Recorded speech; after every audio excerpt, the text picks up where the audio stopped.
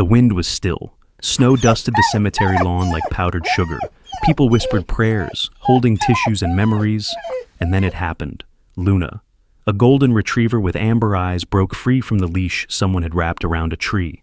She raced past mourners, her claws scratching the frozen earth, and with one desperate leap, she landed atop the white coffin of a 7-year-old girl. She didn't bark. She didn't whine. She let out a low, haunting growl that didn't sound like mourning. It sounded like warning. Something was wrong, and the only one who seemed to know it was the dog. Before we begin this unforgettable story, would you mind sharing where you're from in the comments? And if stories of love, loyalty, and second chances move you, please give this video a like and consider subscribing. Oakfield, Colorado. A quiet mountain town, wrapped in late autumn stillness, under a low, pale gray sky. The wind carried the scent of pine and damp earth through Green Ridge Cemetery, where rows of folding chairs were arranged like soldiers on the hillside. The grass was slick with morning dew, and fallen amber leaves stuck stubbornly to polished shoes. A chill had settled into Oakfield that morning, the kind of sharp, dry cold that crept through wool coats and turned fingers numb. Near the center of the clearing stood a small white casket, barely the length of a kitchen table, draped with a spray of wildflowers and nestled under the overcast sky. It looked almost surreal, like something out of a dream no one wanted to have. Emily Parker, 7 years old, had been the light of the Parker household, a spirited girl with tangled blonde curls and a love for collecting shiny rocks. 3 days ago, a violent epileptic seizure had taken her life. Today, the town gathered to say goodbye. Her mother, Grace Parker, stood beside the casket, unmoving. A woman in her mid-30s, Grace was slim and willowy, with tightly pulled auburn hair and cheekbones that now jutted sharply from weight loss and grief. Once known as the sharp-witted nurse at Oakfield Medical Clinic, she had become quieter since the death of her first child. Years ago, a little boy lost to sudden illness. That loss had broken something in her, and now, with Emily gone too, she looked as though she had stepped out of her own skin. The pastor's voice droned softly. People shifted in their seats. Sniffles were heard, but nothing else. Then the silence shattered. From the far edge of the cemetery grounds came a streak of movement, golden, fast and determined. Luna, a full-grown golden retriever with a glossy honey-colored coat, burst through the cluster of mourners. She weaved through black coats and startled gasps, ignoring hands that reached out to stop her, whose dog someone began.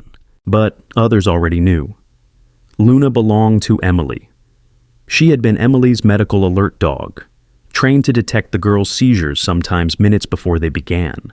The two had been inseparable for nearly 3 years, sleeping together, playing together, breathing in unison. But now, with Emily gone, Luna had been kept away from the ceremony, under the watch of a neighbor. And yet, here she was. She reached the casket and, in one fluid motion, leapt atop it, gasps spread like wildfire. Luna stood still for a moment, her eyes scanning the crowd. Then, slowly, she lay down, front legs folded beneath her chest, her nose pressed against the white lacquered surface of the coffin. Her body trembled, but not in fear. There was no barking, no whining, just a quiet stillness, as if something inside her was locked in place. A murmur swept through the mourners. She sang goodbye.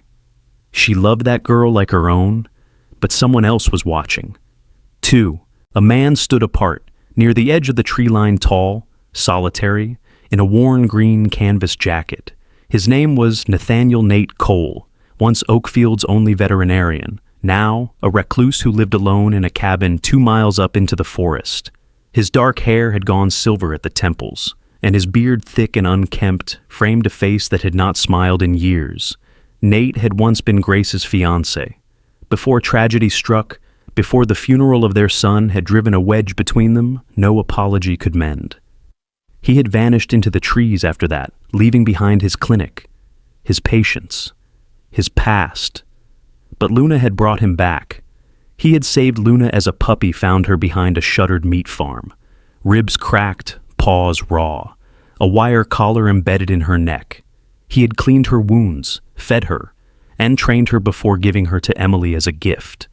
It was the only thing he'd ever been able to give Grace again, even from a distance. And now Luna, the very bridge between what had been lost and what had endured, was behaving in a way Nate knew far too well. "She's not mourning," Nate whispered to himself, his voice hoarse from disuse. Luna's ears were upright, her chest rising rapidly. Her tail wasn't wagging. Her head was up, slightly tilted, not grieving, alerting. It was the same position she had always taken just before Emily's seizures, body low, muscles tight, breath trembling. People thought she was honoring the dead. Nate wasn't so sure. He took a step forward. Grace turned and saw him, her breath caught, her lips parted in disbelief. Anger or sorrow, maybe all three. But Nate didn't look at her. His eyes were locked on Luna, and Luna's body, unmoving on top of the casket, had begun to tremble again. A year earlier, Oakfield looked brighter than it did now. The air had the tang of pine sap and firewood, and the golden hues of October sunlight streamed through the kitchen window of the small Parker home, landing on 7-year-old Emily Parker as she hunched over a tablet, her brow furrowed in focus. Her curls, blonde, unruly, and always tangled, were pulled into lopsided pigtails, and her small fingers tapped the screen as she whispered, "Sit, Luna, sit." Across from her, on a faded rug patterned with sunflowers, a trembling golden retriever stared at her with wide, uncertain eyes. The dog was lean, too lean, with scars that peeked through patches of uneven fur on her hindquarters. Her name was Luna, and she had been in Emily's life for only 2 weeks. 2 weeks since they found each other. It had been Grace Parker, Emily's mother, who first brought them to the Willow Glen Rescue Shelter, a modest facility tucked into the valley between Oakfield's eastern hills. Grace had gone reluctantly, intending only to let Emily meet the animals, thinking maybe it would help with the grief, the seizures, the questions no child should ask so young. Grace was in her mid-30s, short and slim, with steady hands and a quiet fierceness that came from years of emergency room work and even longer nights as a single mother. Her once sparkling green eyes had dulled in recent years, worn thin by exhaustion and the slow, unrelenting burn of guilt. They'd met Luna in the very last kennel number 19, a dog that didn't bark, didn't move, just watched with haunted, intelligent eyes. The shelter volunteer, a kindly middle-aged man named Marcus Yates, explained softly that Luna had been seized from an illegal breeding operation in another county. She was approximately 3 years old, unchipped, and had required weeks of antibiotics just to stand again. Marcus was gentle in manner and round in frame, with thick glasses and a constant layer of dog hair on his sweater. Years working in shelters had made him both empathetic and blunt. Most folks overlook her, he said. She flinches from sudden sounds, doesn't eat much, doesn't like men, but she's smart, real smart. Emily had knelt beside the kennel, whispering something Grace couldn't hear. A moment later, Luna had crawled forward, her entire body low to the ground, and gently pressed her nose to Emily's knee. That had been it. Now, in their living room, Emily repeated the command. This time, slower. "Sit, Luna." And this time. Luna obeyed. Grace watched from the kitchen table, one eye on the interaction, the other on a stack of hospital invoices and a mostly empty jar labeled Specialist Fund. Emily had been diagnosed with Lennox-Gastaut syndrome, a severe form of childhood epilepsy that made each day unpredictable. She had already had 3 ambulance rides this year. Each one left Grace more hollow than the last. They couldn't afford another. That night, Grace called her sister in New Mexico, the only family member who hadn't drifted into silence after the first tragedy. After the death of Grace's son, who had barely made it past his 3rd birthday, people stopped knowing what to say. Her engagement to Nathaniel Cole had ended in grief and shouting. And when Nate had been arrested for punching a physician who refused treatment to a low-income patient, Grace had finally severed contact. She didn't want her daughter anywhere near that chaos. Even if her heart ached every time she saw Luna and thought of the man who had once knelt by her son's crib and whispered bedtime stories in the voice of a wolf. A week later, Emily's neurologist, Dr. Evelyn Shore, visited their home for an evaluation. Dr. Shore was a woman in her early 40s with a long, angular frame and silver-streaked braids always tied in a coil. She wore glasses that perched low on her nose and had a gentle way of speaking that made even bad news sound like a lullaby. She watched as Luna paced the room, then planted herself between Emily and a bright lamp. "Has she done that before?" Shore asked. "Every time Emily gets too warm," Grace said. A little surprised, she just notices. Shore's brows rose. "Some dogs can detect changes in body temperature, cortisol levels, electrical activity. It's rare, but I've seen it." That same week, Emily began recording short videos with Grace's old phone. She titled them Luna Days. In the first video, she giggled as Luna retrieved a sock. In the second, she whispered through slurred speech as she lay on the floor recovering from a mild seizure, and Luna curled around her like a living blanket. The videos were never meant for anyone but herself. Yet one day she asked Grace to send a clip to the nice nurse lady at the research place. That nurse was Kylie Tran, a Vietnamese-American postdoc in neurobiology at the University of Colorado, Denver, who had once given a lecture at Oakfield Elementary. Kylie, barely 30, with a quick smile and a louder laugh, had been moved by Emily's questions after class and had given her a sticker and an email address. Emily sent her a video. Kylie forwarded it to her lab team. The next day, 3 different PhD students emailed Grace to ask if they could study Luna. Grace refused. Her daughter was not a lab rat, but she didn't delete the messages.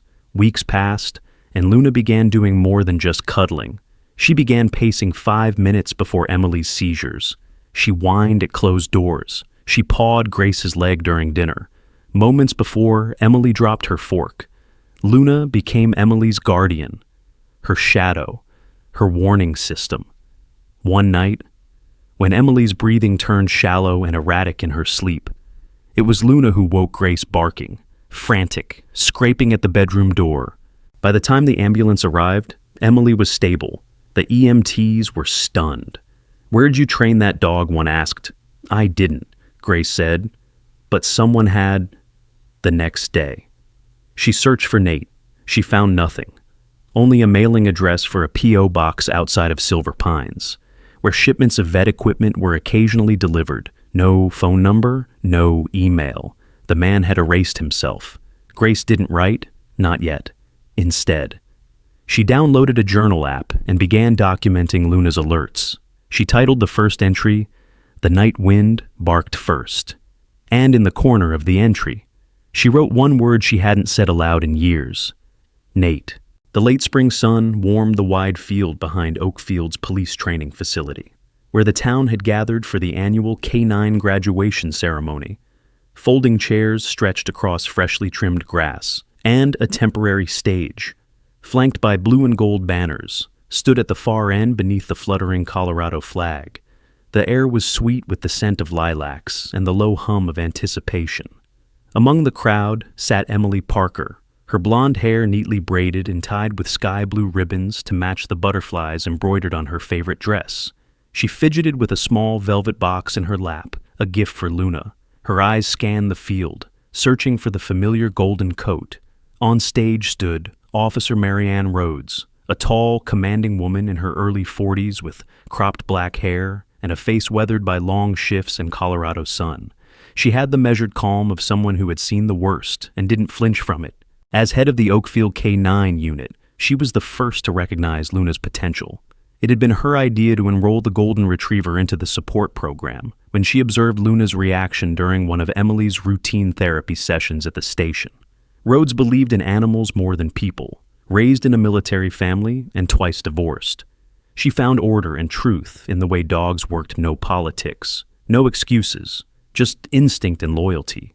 Luna, she often said, had both in abundance. Now, Luna stood perfectly still beside Officer Rhodes on the stage, wearing a plain black harness that would soon be replaced with her official K-9 vest. Her coat gleamed in the sunlight. Her eyes scanned the audience. When she spotted Emily, her tail gave a single, subtle wag. The ceremony proceeded with brief speeches and demonstrations. Other K-9 graduates performed crowd-pleasing routines, detecting hidden substances, locating items by scent, obeying complex commands. Then came Luna's turn. "Today," Officer Rhodes began, "we present a very special badge to a very special dog. This is Luna, and she's not just a companion, she's a lifesaver." Rhodes motioned toward Emily, who stood slowly, her box clutched tightly in her small hands. She made her way across the lawn, beaming with pride, but she didn't make it far. Halfway to the stage, Emily's body stiffened, her eyes fluttered, her legs buckled, gasps rippled through the crowd, and then Luna moved. She tore away from her handler without hesitation, breaking every protocol. Her paws pounded against the turf as she sprinted to Emily, positioning herself beneath the falling girl and barking with sharp urgency the distinct pattern Grace and Nate had learned to fear. Officer Rhodes ran behind her. "Medical. We need medical." Now Grace appeared from the crowd like a phantom, already dialing 911. Her voice, firm but trembling, cut through the panic. Severe seizure. 7-year-old, unresponsive, pre-existing condition. Emily convulsed on the grass, her limbs thrashing, her skin turning pale. Luna stayed beside her, pressing gently against her torso to prevent injury, licking her chin, her whines soft and steady. The ambulance arrived minutes later. As the paramedics wheeled Emily into the vehicle, Luna attempted to climb in. Rhodes stopped her with a firm command and a leash tug. "She'll follow." But Emily's fingers twitched toward the dog. "Let her go," Grace said, her voice breaking. "She knows what to do." Officer Rhodes hesitated, then unclipped the leash. Luna jumped in, settling beside the stretcher, eyes locked on Emily's pale face. The siren wailed, carrying them away. At Oakfield Regional Hospital, fluorescent lights hummed, and sterile air hummed with tension. Dr. William Kerr, the hospital's chief of neurology, reviewed Emily's EEG results behind the glass of the observation suite, tall and composed, with neatly combed gray hair and thin-rimmed glasses. Kerr was a man of outward elegance but inward calculation. In his early 60s, he dressed like a man constantly aware of scrutiny-tailored suits, polished shoes, a voice like a professor's. His reputation was impressive, at least on paper, but for some in Oakfield, like Nathaniel Nate Cole, Kerr's name stirred other memories. Nate stood just outside the suite, arms folded, eyes narrowed. He wore the same weathered jacket from the funeral. His presence here was not a coincidence. Years ago, Kerr had refused emergency care to a child from the wrong side of town, a child Nate had rushed to the ER while still working as a volunteer medic, when the boy died hours later from a preventable brain infection. Nate had broken Kerr's jaw in the hospital parking lot. That act cost him his license and most of his reputation. Now, he stood quietly beside Grace, whose face had gone waxen. Kerr turned from the screen. "I'm afraid the seizure caused significant trauma. The oxygen deprivation was prolonged." Grace clenched the fabric of her coat. "What does that mean?" "It means," Kerr said flatly, "we should prepare for non-recovery. Cognitive function is unlikely to return. The EEG shows minimal brain activity. Her chances are," he paused as if reaching for a less cruel word, "extremely poor. She's 7, Nate snapped. "You don't talk about a 7-year-old like a failing machine." Kerr's eyes shifted coldly. "I remember you. You still think instinct trumps science." "No," Nate said, stepping closer. "I think you're kind of science detached. Statistical misses what can't be measured." Kerr turned his back and walked away. A dismissive gesture. Grace stood frozen. Nate placed a hand on her shoulder, but she didn't look at him. Inside the room, Luna lay curled against Emily's bed, her nose resting beside the girl's still hand. And outside, whispers were beginning to spread among nurses, among staff, among EMTs who remembered other families, other denials, other outcomes gone wrong. The hospital room felt more like a waiting chamber for judgment than a place of healing. Machines beeped in an orderly rhythm that failed to comfort. Monitors blinked with lines too flat for hope, and the fluorescent lights offered no warmth. Grace Parker sat beside her daughter's motionless body, her hands folded tightly in her lap, lips pressed into a line so thin it barely existed. The 72-hour deadline loomed like a shadow on the clock, echoing in every breath. Outside the room, a clipboard with a legal document waited. Authorization to withdraw life support. Dr. William Kerr had made his opinion clear: minimal brain activity, prolonged oxygen deprivation, and no observable responses. But for Grace, the reality was far murkier than a clinical chart. She looked at Emily's pale face, framed by her usual blonde curls now dull against the pillow, and felt a battle inside her logic versus instinct. She hadn't signed yet, but the pressure was growing. Nate sat silently in the hallway, hunched forward, elbows on knees. The lines on his face had deepened overnight. His eyes, once sharp with rebellion, now held something far more fragile: fear. His fingers tapped against his thigh rhythmically, as if he could pace without moving. In his hand, he held Emily's tablet unlocked, screen cracked slightly in the corner. On it were the Luna Days videos. He watched one again, Emily in her pajamas, Luna beside her. Emily's voice slurred slightly from exhaustion, but Clear watched Luna's eyes. "Mommy, when they go all still, that's when I feel it coming." Nate rewound it, played it again, until the sound of approaching heels pulled his attention back to the present. A woman in a crisp blazer and high-waisted charcoal pants approached. She had an air of composed urgency, her short-cropped silver-blonde hair tucked neatly behind her ears. This was Dr. Maura Linden, Director of Clinical Ethics for the hospital. She was the person they sent when difficult decisions needed nudging. "Mr. Cole," she said, voice calm but brisk. "Grace has asked for more time, but protocol requires reassessment at the 72-hour mark." "I know," Nate said, rising. "But I also know this isn't over," Dr. Linden sighed. "I've reviewed the records, including Luna's behavior logs. Fascinating. Yes, but we rely on evidence-based outcomes, not instinct, even if the instinct belongs to a dog." "She's not just a dog," Nate snapped. "She's been accurate more consistently than your machines. She alerted every time, before Emily seized every single time. I have it on video, and I've seen the videos. But anecdotal recordings are not admissible for clinical determination. They're not anecdotes to me, or to Grace, or to Luna."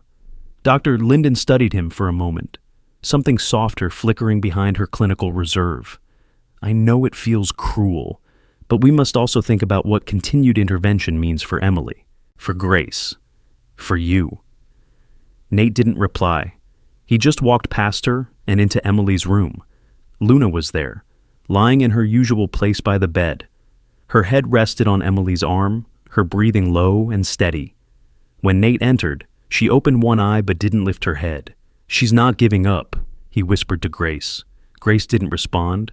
She was staring out the window at the hospital lawn, where a small patch of dandelions bent under a sudden gust of wind.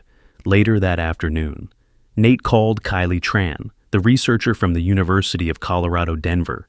Kylie was 29 Vietnamese American and deeply committed to the intersection of animal cognition and human neurology. She had a sharp, witty tongue and a background shaped by being the only daughter of immigrant parents who believed medicine was the only noble path, and yet she chose behavioral neuroscience. She picked up on the first ring. "Kylie, it's Nate Cole," he said. There was a pause. "The vet from Oakfield." "The same." He explained the situation in quick, broken sentences: Emily's condition, Luna's response, the refusal of the hospital to listen. He emailed her the videos, sent time stamps, sent behavior logs. Within an hour, Kylie replied with a 4-word message: "You're not wrong." Wait, that evening, Grace still hadn't signed. And then morning came, and Emily's heart rate dipped. The machines let out a single long tone before stabilizing again. Dr. Kerr declared it another sign of decline. They prepared for release of life support at 9 a.m. the next day. At dawn, the town of Oakfield gathered at Greenridge Cemetery, where a white canopy had been set up for Emily's service. Pastor Raymond Ellis, a retired Lutheran minister with a crooked spine and a voice like creaking floorboards, prepared the small podium. Grace, barely able to stand, clutched Nate's arm. A tiny white casket waited beside a spray of wildflowers and dandelions. Luna had not been allowed at the hospital after the machines were turned off, so she came to the funeral, the moment the crowd bowed their heads. She broke away from Officer Rhodes, who had brought her in a soft muzzle and leash. She tore through the grass, her paws slipping on the wet ground, and leapt cleanly, perfectly onto the casket. She stood, still. Then she whined a long, rising sound, almost like a siren. Gasps, murmurs. Some called it grief. Others stared in confusion. But Nate knew. He rushed forward. "Get the coroner, now. Open it." Grace didn't speak, but she nodded. Minutes later, hands trembling. The funeral director undid the latch. Emily lay inside. Her skin was pale, her lips cool, but Nate reached for her wrist and felt it. Faint, slow, but real. "She's alive." He choked out, "She's still alive," within minutes. EMTs were called, the helicopter summoned, Dr. Kerr nowhere in sight. Luna remained atop the casket, unmoving. As the paramedics lifted the girl, she refused to let go. She had never stopped warning them. Emily was transferred to the Children's Neurological Institute of Denver, a state-of-the-art facility with one of the few pediatric neuroresuscitation teams in the country. Dr. Isaiah Holt, a broad-shouldered man with thick-rimmed glasses and calloused hands from years in pediatric wards, greeted them on the helipad. "She made it just in time," he said, eyes scanning Luna, who had been allowed aboard under emergency exception. "And I want to hear everything about this dog." Back in Oakfield, someone finally hit play on the Luna Days videos. And for the first time, the town began to listen. The morning Denver snow fell in fine silver threads across the courtyard of the Children's Neurological Institute. It was silent, but not still the kind of quiet that carries weight, as if the world is holding its breath. A few flakes landed on Luna's golden fur, clinging like stars to her back as she lay curled beside the wheelchair. In it sat Emily Parker, eyes half-lidded, face pale but alive, and cheeks tinged faintly pink from the cold. Her right hand, still weak, rested on the side panel, trembling slightly every time her finger moved. It had been 2 weeks since the impossible happened. 2 weeks since Luna's warning howl shattered silence and saved Emily from being buried alive. And now, here they were. Dr. Isaiah Holt watched from the window of the observation lounge, broad-shouldered and soft-spoken. He had a calmness that felt carved from the years of tragedy and miracles. His thick-rimmed glasses steamed faintly as he sipped his coffee. He turned slightly to the young woman beside him. "Her cognitive responsiveness is climbing faster than we anticipated," he said. Kylie Tran stood with a tablet in hand, scribbling notes with a stylus. She wore a baggy gray hoodie over black jeans, her hair tucked into a messy bun, eyes bright with caffeine and curiosity. "You ever seen something like this?" she asked, tilting the screen toward him. Her fMRI scans showed baseline reactivation in regions we usually see remain dormant in similar cases. After 2 weeks in presumed hypoxic coma, Holt shook his head. "No, but I've never had a dog bark a child back to life either." Outside, Emily slowly raised her hand. Grace stood behind the wheelchair, wrapped in a navy coat, her fingers white at the knuckles. "Do you want your board, sweetie?" she asked softly. Emily nodded. Grace retrieved a plastic communication board, laminated, worn at the corners, letters in rows. Emily's index finger tapped. Slowly, L, U, N, A. Luna's ears perked. She stood and placed her paw gently across Emily's knees, then laid her head beside her hand. The girl smiled, a slight twitch at the corner of her mouth, but unmistakable. Inside, Holt crossed his arms. "That's not just recognition, that's intention. And relationship," Kylie added. The limbic response was so high when Luna entered her room. "I thought the monitor glitched." The door opened behind them. A sharp-suited man entered, tall, trim, with salt and pepper hair cut precisely above the collar. His name was Dean Riley, a legal representative from the state medical board. He was known for being efficient, humorless, and almost machine-like in demeanor. "I assume you've been briefed," he said without preamble. "If this is about Kerr." "Yes." Holt replied. Dean nodded. "Doctor, William Kerr has been placed under formal suspension, pending a full investigation. The hospital board is reviewing all past coma declarations under his care. There's evidence of record manipulation. Kylie raised her eyebrows. You think he covered up other cases Riley didn't answer directly? We're investigating. As he turned to leave, he paused by the window. That girl should have been buried. She's not. Someone ought to ask why. The case spread quickly, first through local media, then national. A 60 Minutes crew requested interviews. Online forums lit up with Luna's name. And the term canine biosignal sentinel became a trending keyword in medical circles. Emily's story became a phenomenon. But Grace didn't care for headlines. Her world narrowed to the steady rhythm of progress, Emily holding a spoon for 2 seconds longer than the day before, tracking Luna's movement across the room, blinking once for yes when asked if she was happy. In a conference room of the hospital, Nate stood in front of a projection screen. On it was the logo of a new nonprofit, a stylized heart with a paw print in the center. Emily's Light Foundation. Here's the mission, Nate said to the small gathering volunteers. Pediatric neurologists, retired K-9 officers. We train rescued golden retrievers for pediatric alert work. We match them with children who need them most. And we prove that what happened to Emily wasn't a miracle, it was preparation. Among the attendees sat a woman in her late 40s, Sarah Delaney, a rescue shelter director from Boulder. She had shoulder-length auburn hair streaked with white, a narrow frame, and eyes always 1 second away from tears. A former schoolteacher turned animal rights activist. Sarah had lost her son to a seizure while waiting for a medical support dog.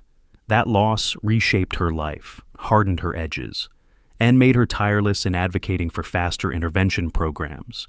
I'll donate the first 5 dogs, she said after Nate finished, and I'll train them myself.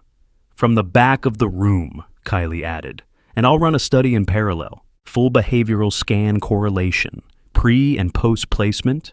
If we do this right, we rewrite how hospitals approach pediatric neurology. Nate exhaled for the first time in years. He felt something dangerously close to hope. Weeks passed, the snow in Denver thickened. Emily's movements became less jerky, her eyes more focused.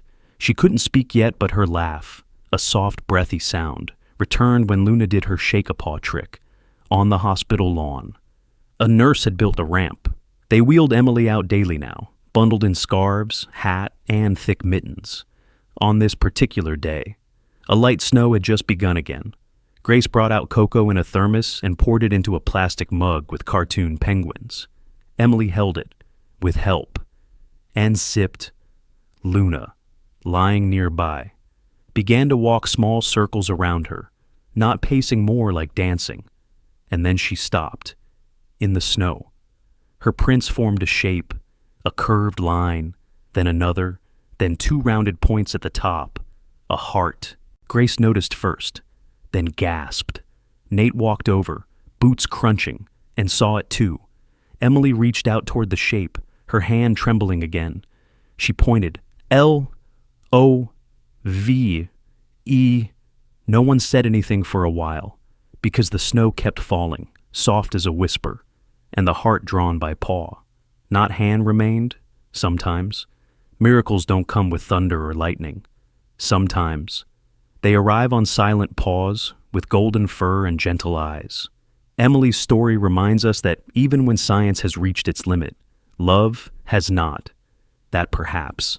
What Luna sensed was more than instinct. It was grace. The kind of grace only God can breathe into this world, in our everyday lives. We rush, we worry, we forget the quiet wonders around us. But what if, just like Luna, we listen more closely? What if we believe that healing could come not only through medicine, but through connection, through trust, through love that never gives up? Let Emily's journey be a light for you too. A reminder that no life is too small to be noticed by heaven, that when all hope seems lost, God might still be whispering, not yet. If this story moved you, please share it with someone who needs a little faith today. Comment Amen below if you believe in miracles. Subscribe to the channel for more stories that restore your heart and remind you of the power of love. May God bless you, protect your family, and place an angel, maybe even with four legs, right beside you.